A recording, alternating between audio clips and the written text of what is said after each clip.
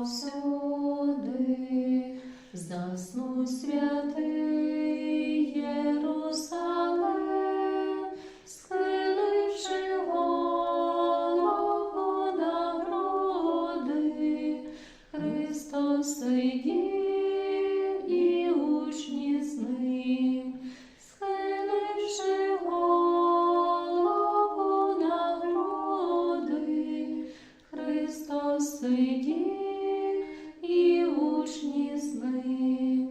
Він їм сказав про хресні муки, про смерть свою він говорив, і голос чорної розпуки спливав з його пророчих слів, і голос чорної розпуки спливав з його пророчих слів, і на чоло Христове біле вже виступав кривавий піт. Прийміть і їжте моє тіло, я кров пролю за вас усіх. Прийміть і їжте моє тіло, я кров пролю за вас усіх.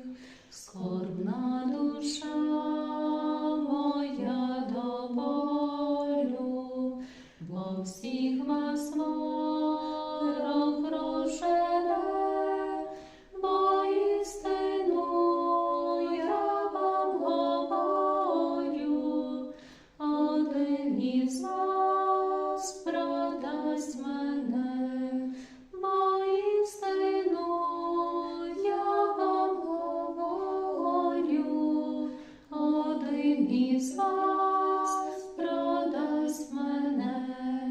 І став Петро, о Боже, мушу сказати правду і скажу, хоч зрадять всі тебе, я душу свою за тебе положу.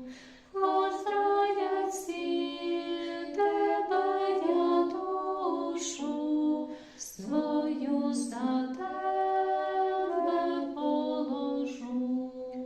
Ще ніч була, ще сон не